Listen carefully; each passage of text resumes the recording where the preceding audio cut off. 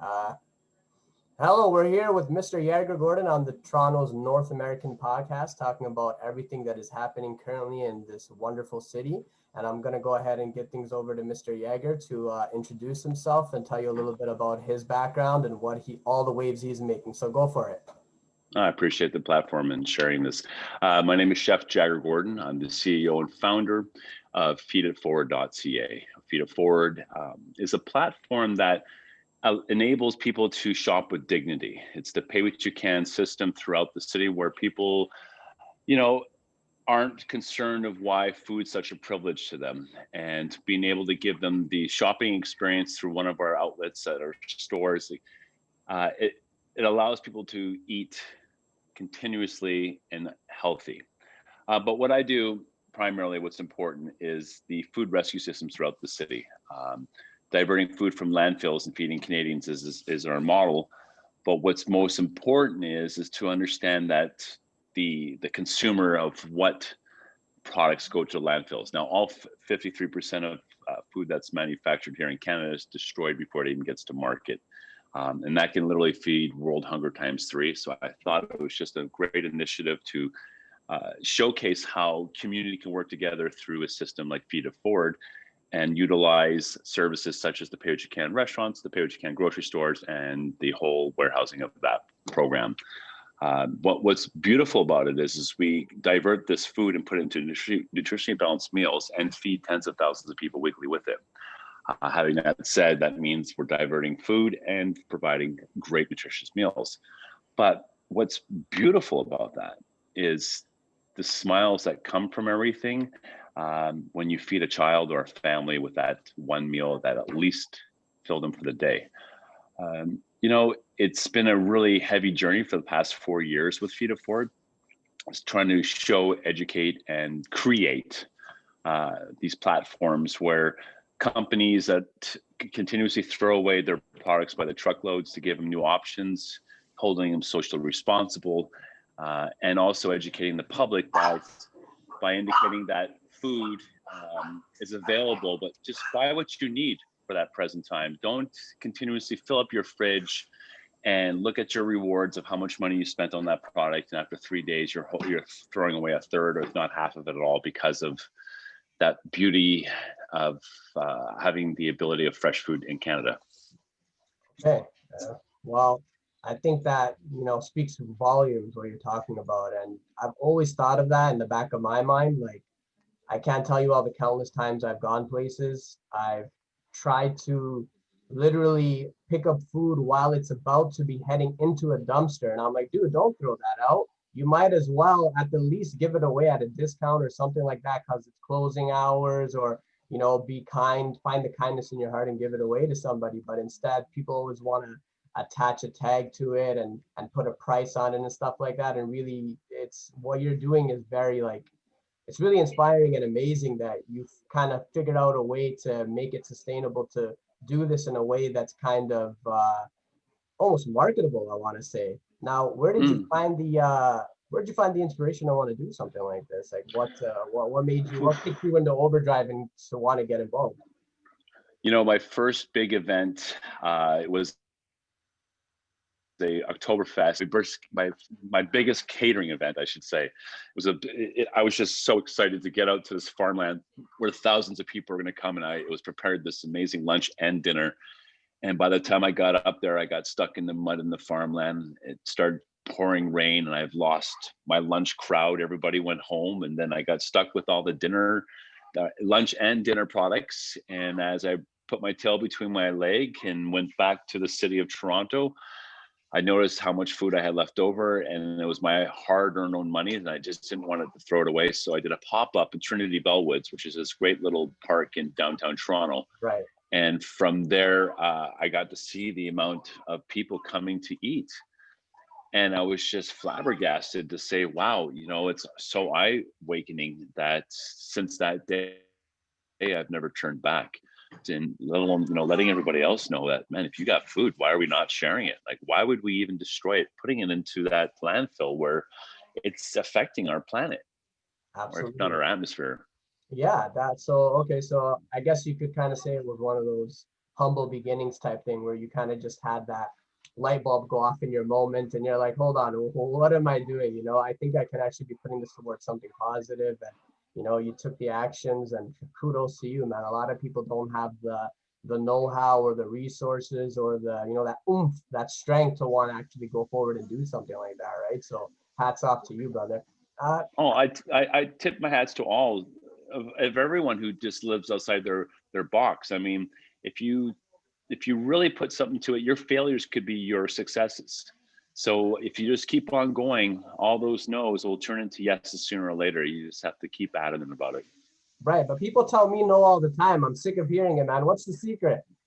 You you be the yes guy until you have to say no. Okay, okay. Right? So I would say yes to everything to get where I thought but then when you deplete that energy, then you understand the value of what your yes means. right, you must have been met with tons of resistance during this journey, though. I can only imagine how much bullshit you've had to put up with, man. Well said. It's gotta be, It's you know, overwhelming. it's gotta be a heap of tolerance. You know what I mean, on your Mhm. side to be able to put up with just what you do, and you know, like I gotta ask you this one. I'm dying to know because I was thinking of it, right? Like if I was to do what you do, for instance, and not that I could, but I'm just saying. You could. Thank you. Thank you for the reassurance. The system that you have in place that I've seen on with the website and the store and stuff like that is kind of like it is to pay what you can. Now, how you know it's just been thinking in the back of my mind is how do you prevent people from taking advantage of that system? And like Well for said. example, I've like just Yeah. was I when I go get invited to a dinner or something like this, right? I never want to be the first person to reach in for the food because I feel as though it's bad manners. Now, when you have like an open market where somebody can kind of just pay what you can, you might have some people that might see it and be like, you know what, I think I wanna, you know, I might not be in need, but I want to grab some food regardless. How do you deter stuff like this? You know, I always want us to reach for the betterment and human nature and stuff like that. So I wanted to know how you well, what you have in play for that. I appreciate that. Thanks. Hey, you know, the soup bar restaurant concept in the scholastic system where I repurpose food and put it into these hot soups or stews and give it to the student bodies was another idea of how much food can you give away to somebody. That was just one concept because what happens is if you keep on asking for food, if it's hot and you're eating it, that means you need it. You need to nourish that stomach, which means it's nourishing the mind. But moving from that point to the grocery store, you know, we played more like Robin Hood throughout the city. And then when it came into, it's like a couple of fairy tales put into one, Robin Hood in the city. And then we had Little Red Riding Hood in our store. So you get a red basket and you were allowed to shop around to whatever you need, fill up that basket, and we let you leave with it, or you pay what you can. At that point, after a year or two, we got to notice that the crowds just basically, as you say, would take whatever they wanted, which was great. But when we, in supply and demand, since opening up the second store during COVID, we made it into the point system. So for every $5 that's donated to our program, it gets you 10 points, or whoever has the 10 points in our membership program that we've initialized. And what that means is this keeps a track record of how many points you have donated or how much you put into the system where you can shop through going in the grocery store and not worry about what current. So like I said, $5 gets you 10 points. 10 points can get you like the equivalent of $50 worth of groceries in a store, which will feed 4 people for the day or for you for 4 meals. And if you don't know how to make it, we make it for you in our pre-made meal concept, or I give you a recipe card and walk around with you or my team to fill your basket and show you what you can make. So it's more of the educational key component that's really important here rather than just giving you food and saying on your way. I'd rather teach you how to cook the food that you're not familiar with, or give you some new inspirations where cooking is actually enjoyable, because that's one thing that we share in common with every single person is breaking bread it brings, you know, humbling times. And one thing that I do have in common with you and everyone else out there in the world is your palate. So, you know, that's something that's my business card, putting that flavor profile in your mouth, and you'll be able to walk with that for the rest of your life. Right. You know, what's that old saying? I might be butchering it, but it was give a man a fish, he eats for a day. Teach a man to fish, he eats forever. So I think you're kind of, living by that motto, if you ask me. So it's kind of like a point system is what you guys have in place, and I'm It assuming is. that's unique to each individual, and they can come and kind of like claim it Mhm. when it makes sense and stuff like that. Okay, so tell us a little bit about. That's where Go ahead. Go ahead. that's where it originated from. So if you're asking, we give. Okay, and that's beautiful. So what about the unsung heroes, I guess maybe your team? Tell us a little bit about what it takes to craft a team of this size to be able to kind of have the magnitude of what you guys do and have the backing of what you do and be able to kind of have that overhead. Tell us a little bit about them and share with us how you kind of how you steer the ship and what they bring to the paradigm. Yeah, being at the helm, there's a lot of moving parts in my ship, and having great captains, team leaders, um, it's really good to have an equal partnership through it all. As we have over 2,200 registered volunteers in my program, Wow. there's, like I said, a lot of moving parts. So each and every one of them needs a project manager. It needs a good team leader, and as equal as everyone follows together. So not controlling one, but controlling all together is what the balance is. What seems to be working. So what that means to me is I'm always looking, recruiting, and empowered by my board of directors. I got a lot of strength behind me that believes in my vision, that continuously stands next to me, and we move forward with it. So this is my invite to anyone that wants to replicate, build, and create together. This is what we do. So I'm open. I'm open to everyone that wants to see an idea come to light. What would you say are the key things you look for in a individual that you might want to bring onto your team? Like what would you say? The five pinnacles, the five pillars of my life is loyalty, labor, courage, commitment, and honor. If you can Okay. give me a sentence to fill in each and every one of those five, then you're good to go. Okay. And have you had difficulty finding the right people, or do they kind of just flock to you regardless? You don't have to search so much. I, It just kind of happens. I think there's a natural algorithm of good people in alignment. You surround yourself only with what you want around you, right? For the rest of your life, you become that. So, yeah, Yeah, absolutely. teamwork makes that dream work. Yeah, and towards the end of the podcast, I really want you to get a chance to share with people where you can be found, where your work can be found, what you're doing can be found, where people can come to volunteer if they want. But we'll save that for the end. So I do want people to bear that in mind that they're definitely going to be getting some vital information out of this if they feel like being generous, open up their hearts, being able to volunteer, and having the opportunities that you guys are creating. So, what would you say? Are you ever planning on expanding outside of Toronto?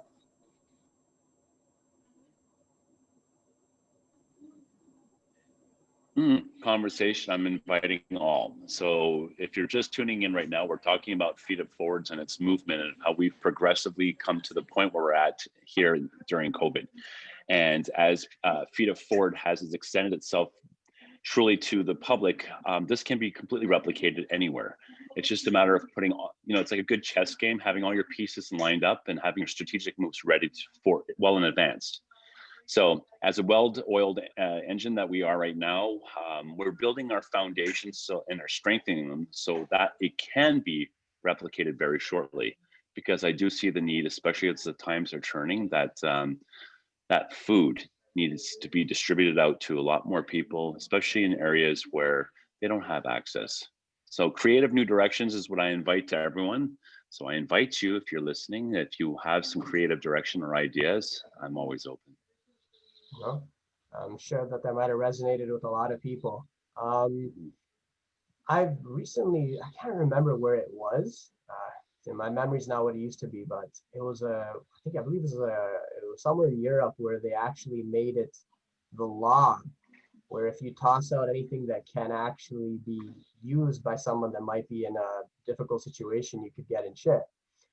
Yep. How can government and legislature and the powers that be here get behind you, and what aren't they doing, and what would you like to see them do? Another great point brought up. So the Good Samaritans Act 94, Italy and France have made it law and mandatory that any food that's edible has to be donated. Either if not, it's going to be by imprisonment or by hefty fines. Here in Canada, we're not situated. We don't have any laws, right? It's just easier to get tax credits, throw things out, and be done with it. Well, being socially responsible, we have what's to protect is called the Good Act 94. That means that any food that's in good standing and in good faith, by you delivering it to me or I'm delivering it to you on receivership of that, there's no liability. So this is where I put either my t-shirt on or my suit, the t-shirt in the back door or the suit in the front door, and I'll hit these big corporations, stick my foot in that door and say, it's time to listen. I'm going to be holding you socially responsible. Let me give you an option to utilize our channels to give food out. And it seems to me a lot of people are listening.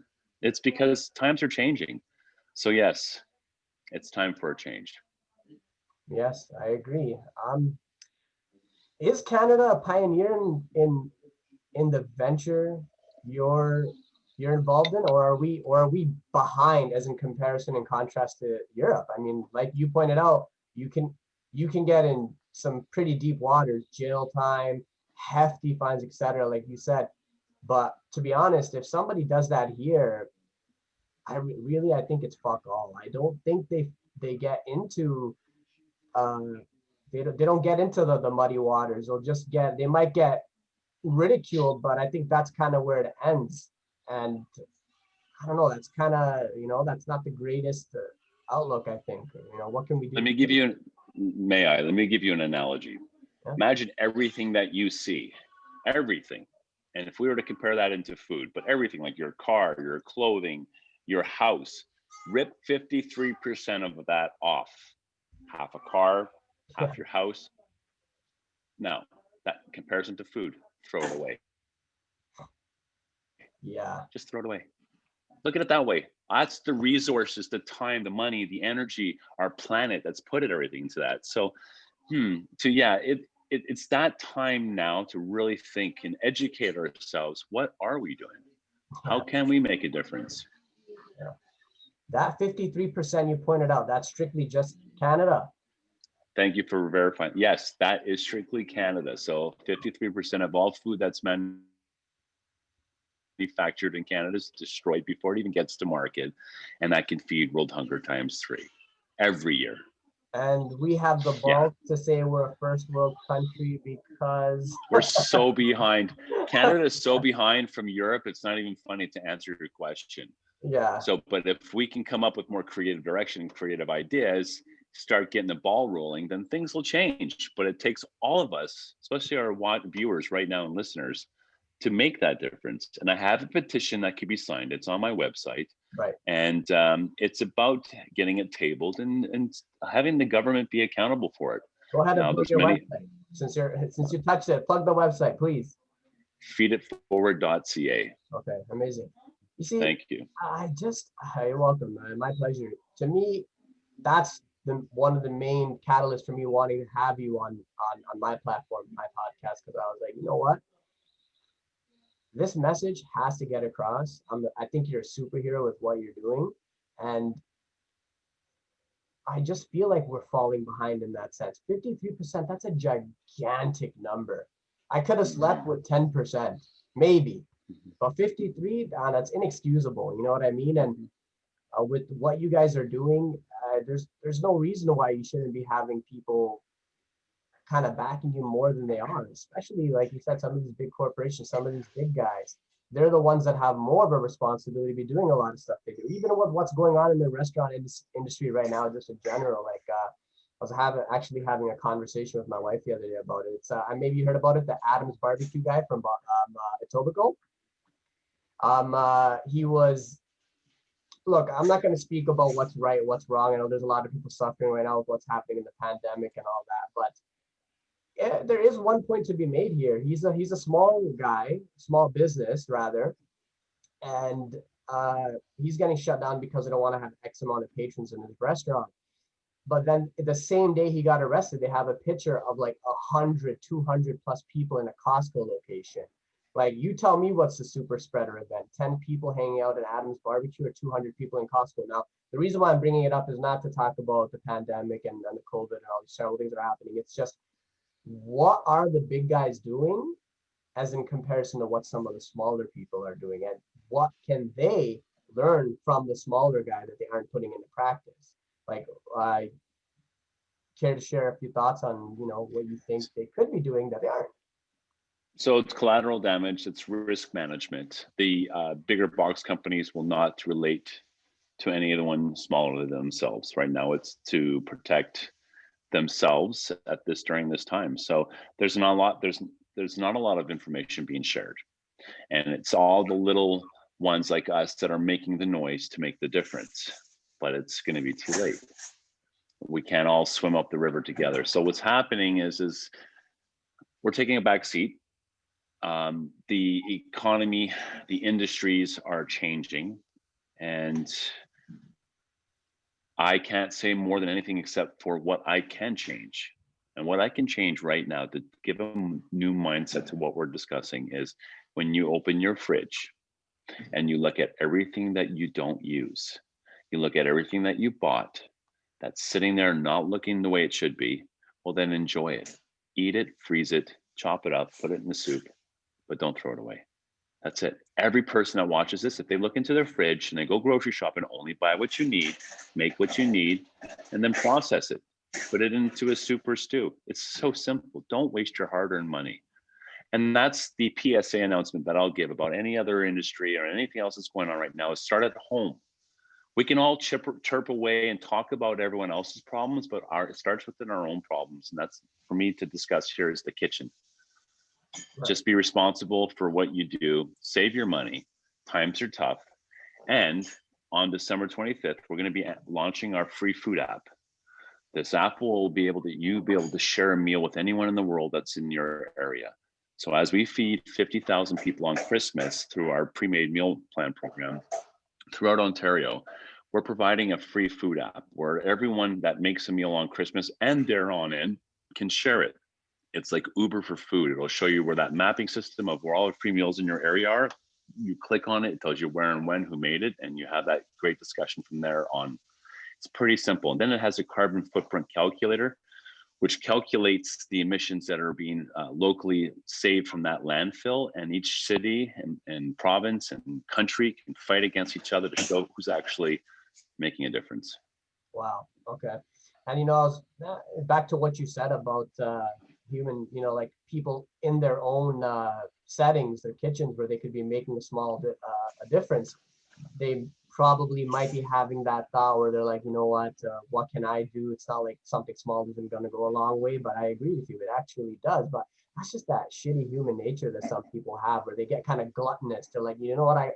I'm like I have a bunch of crap sitting here. Even though I'm not going to have it, I can do away with it. And they just take it for granted because it's so readily available. I mean, it would have been inconceivable. I grew up in a bit of like a bad area, right? The Rexdale area, and it was difficult for people. I couldn't get pizzas ordered into my neighborhood because the drivers, the delivery guys, were scared of coming into my neighborhood at night. Yeah, because they'll get jacked. Yeah, something bad could happen. But now I just swipe my phone right, and I can get anything just dropped off to my front door. So it's like, that. I'm not saying I'm falling victim to it. I'm eternally grateful for everything I have, but I can see why people are more like, what, I'm taken care of. Who cares? What? I don't have to worry about my, my fellow neighbor and stuff like that. But hopefully we can get around that with the things that you have in place and the way your mindset is. People can learn and grow off of that. Now, I'm glad you brought up that app. Sounds amazing. It sounds like you have some real engineering juice behind you and some IT guys. I need to meet them, by the way. Let's talk about scalability now. In the next 2-3 years, what's next for you guys? Like, where do you see yourself landing in that time frame? Because I feel like you guys have a lot of infinite possibility. I think that the world at large is leaning more towards compassion, understanding, being able to help. And I want to see what your view is for the future. So the business model aspect, of course, being replicated, but during COVID times, things are uncertain. For one to be able to afford a free grocery store during times where there is no funding coming in. So you have to look at those aspects from that grocery store point. But when it comes to food and restaurants, the soup bar, the free meal plan program also, it can be sent anywhere because of technology, which is called freezing. Right? If I can freeze my meals, I can ship them anywhere. So what I see is our meal plan program anywhere and everywhere making its way around. That's it for now. We don't need any brick and mortars. We just need to be able to have, maybe, you know what, even to the point where we have little shipping containers sent up that are already freezered up, have Yeah. the little freezers in them with a little kiosk window. And the app itself allows you to know where your meals are at. And then those meals are dispensed out the window. Right. Can you talk a little That bit mean, about, can you squash some of the taboos around frozen food? Because I do think there are some where when you say frozen food at times and you gotta reheat it or whatever you gotta do, I think sometimes some people get the wrong impression that they're gonna be getting one of those TV dinners, but like, talk a little yeah. bit about the quality of it. So the frozen's the next fresh, by the way. Yeah. And that's just the way it goes. Yeah. Flash frozen, especially. So what I do is, as an executive chef, I have partnered with the Toronto's biggest catering company that does all the film and television. So all the studios, there's a fleet of 38 trucks. There's a great movement of food that makes it to the stars.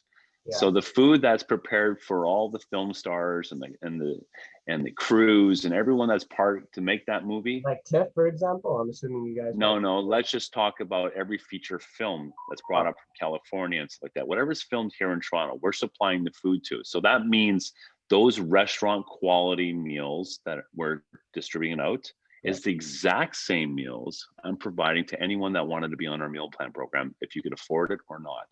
Wow. So everyone's equal. Like, for instance, today's special that I was giving out to people was beef Wellington, and a Cajun chicken, right? With cornbread and just stuff like great little things where people go, what? I never even thought of having that before. So it's just stuff like that. It's giving people the option. That's amazing because let's talk about scalability. If sad to say, a lot of times people have that cutthroat mentality. And they're going to say, you know what, let's just give the guy who has no collar beans and whatever. But you're willing to give a guy, whether he has white collar, blue collar, no collar, doesn't matter who he is, what his standing is in life, the same treatment you would give somebody that's on a hotshot Hollywood, set. I mean, here's an example. Having a few meals left over from our service, I'm going to serve the same food as I would to my family at home, but having an abundance, I literally pulled over with my trailer and went to back to Trinity Bellwoods, where it all started with me the other day. And there's Tent City there now. So that's where I got to share these incredible meals with everybody. And it was just a good feeling that, you can do anything as long as you put your mind to it. Oh, absolutely. And it's what you guys are doing is very brilliant. And I just don't see how people can't make the adjustments to align themselves with your goals, because I think that maybe they fear what the implementation costs would be, what their back end is going to be, what they have to do to make it happen. They're just, I think they're just slacking on getting their act together. And I'm hoping that you get more and more people that join you in your venture, because I think that when you get that snowball effect, I think Feed It Forward and this initiative that you've created is just going to become more and more of like hopefully beyond just a domestic thing and international things. And I really want to see you guys scale and just do even better in the future. Because I appreciate that. Those are words of encouragement, and I really take that sincerely. Thank you. Sorry if you can hear my sons crying in the background. Yeah. But it's harmonious, actually. That's all they do is eat, poop, and sleep.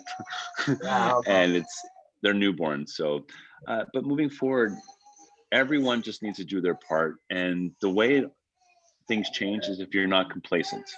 If you're outside, just look for new adventures. Be uncomfortable. Right. Because that will give you the certainty of what you don't want to repeat. Once you move forward continuously, one step forward each way in a different way, Right. you're mobile. Course. Standing still, watching everything go by you, you get nowhere in life.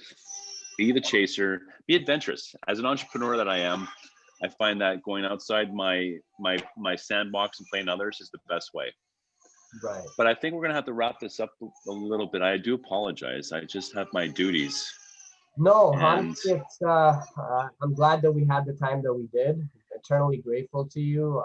I agree with you on that last point, is that success usually lies outside your comfort zone. And a lot of the people that I know have usually made their fortunes, whether that be monetary or just general life growth, has always occurred kind of outside of what the traditional thinking was. So when you go against the herd mentality, is when you reap benefits that, man, I can't even talk about. But I know you have a little bundle of joy waiting in the other room. You know, you're a father.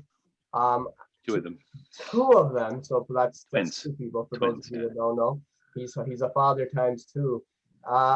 Next time I get you on here, which I'm looking forward to like crazy. I want to talk a bit more about your books and a little bit more about your chefing and some of the other stuff, and we'll be able to catch up on what's been happening in the meantime. So one last time, tell the people where they can find you, and Well, go from there.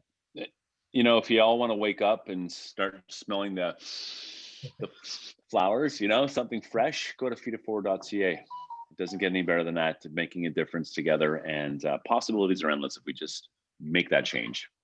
Feeditforward.ca, reach out. I'm Chef Jagger Gordon saying, hey, oh, by the way, Instagram, Chef Jagger Gordon, or Feed It Forward Official. That's you right. You can check out where all of our activity there. And you heard it here on Toronto's North American podcast from your host, Amber Kazmi, sitting here with my friend, Jagger Gordon. And love you, buddy. Can't wait to do it again. Two loves.